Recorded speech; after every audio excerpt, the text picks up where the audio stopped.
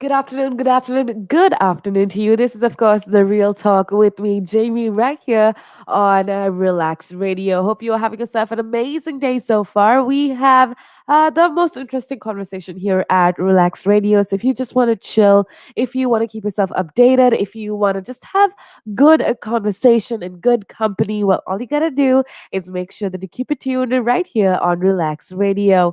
Now, before we get into the topic of discussion today, we've been talking about toxic positivity and we've had a lot of questions with regards to that topic. So I thought I needed to speak on it a little bit more. But before we get into that, earlier on as well, I did talk about this, but I just want to remind you that there are new travel bans in place, that there are a few countries that have been banned, or travel has been banned to these countries. That is Philippines, Pakistan, Kenya, Bangladesh is to be banned from next week, according to the government, because they are being added to England's red list amidst concerns about the spread of the new COVID-19 variant. So I just wanted to keep you updated with regards to that. I did give you a full review of what is happening with regards to travel restrictions in the UK, but I also do want to remind you to we had a conversation about COVID passports, and a lot of you, or rather, there is a lot of different perspectives out there.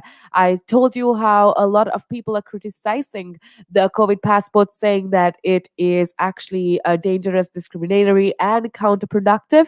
But of course, there is two sides to the story, and I would love to hear what your perspective is. Do you think the COVID passport is actually productive? Do you think it's going to make our economy as a whole thrive a lot more, because people are now aware of, if they've had COVID or if they've been tested, or so on and so forth. So there are trials with regards to the COVID passport that is supposed to be happening very soon in different venues, and a review is taking place into whether passports could help to reopen the economy in England, with the discussions also taking place across devolved nations. Now, with that being said, the reason I said this is because I do want to hear what you think. So if you want to connect with us, have a conversation with us, tell me your opinion. I truly do value your opinion. So you feel free to contact me or connect with me on our social media. That is Instagram, Facebook, and YouTube. You could just drop a comment down below. You could contact us on our WhatsApp, and I would love to have a conversation with you. With that being said, let's move into the topic of discussion today, which is a toxic positivity. Now, if you are just joining in, if you are just tuning in, well, then welcome to you. Thank you so much for being a part of the show. But we've had a very extensive conversation about toxic positivity. And I told you this is, of course, the real talk, where we talk about things that are real, where we talk about things that are, well, we have conversations that are kind of hard to have, but are necessary and essential to be had. Now, toxic positivity as a whole is a conversation like that, just because there is a lot of misinterpretations out there with regards to this topic. Now, if you are just tuning in, then let me just give you a recap of what we spoke of so far. I told you that toxic positivity is basically this belief that no matter how hard or how difficult a situation is, people should maintain this positive mindset. It's this whole good vibes only approach to life. Now, I know you're probably thinking, oh, but Jamie, you always talk about positivity. You always talk about how it is about being positive and spreading positivity, which is absolutely true. You should never stop being positive. You should always try to spread as much positivity as possible. But with that being said, there is a point where this kind of positivity gets toxic. And that essentially happens when you start to ignore other emotions and mask other emotions that you feel as a human being with this facade of happiness, with this facade of toxic positivity. And that's where it gets positive, or that's where it gets toxic, rather.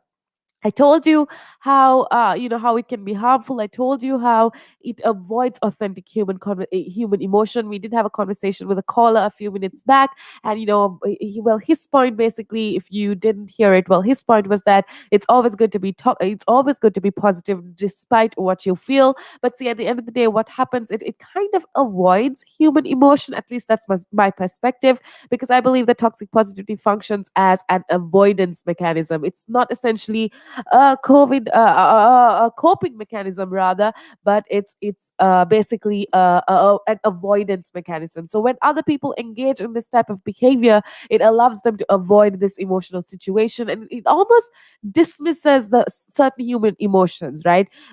People say, "Oh, why are you sad? You don't have to feel heartache. You don't have to feel sad. Instead, be happy." Whereas emotions like sadness or emotions like hurt, emotions like heartache are things that you learn from and are things that helps you grow. Now, when you do have this facade of positivity, facade of happiness all the time, what happens is it prevents growth, right? It allows us to avoid feeling things that might be painful, but it also denies us the ability to face challenging feelings that can ultimately lead to growth. Now, with this being said, this is already conversation that we already had. But what I do want to talk about is something very interesting. I want to remind you how to actually avoid the toxic positivity. Okay, so first of all, I want you to look at yourself for a second. Ask yourself, do you have a tendency to use positivity as an avoidance mechanism? You're too afraid to feel anything, or you're too afraid to deal with your emotions, such as grief, such as depression. Therefore, do you use positivity as an avoidance mechanism?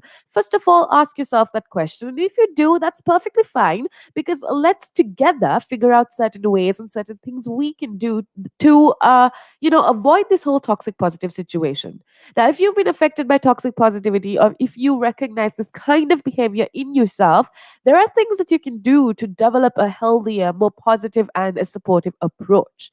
Now, the first idea is that you need to manage your negative emotions, but don't deny them. Now, this is what a lot of us forget. This is what a lot of us don't understand.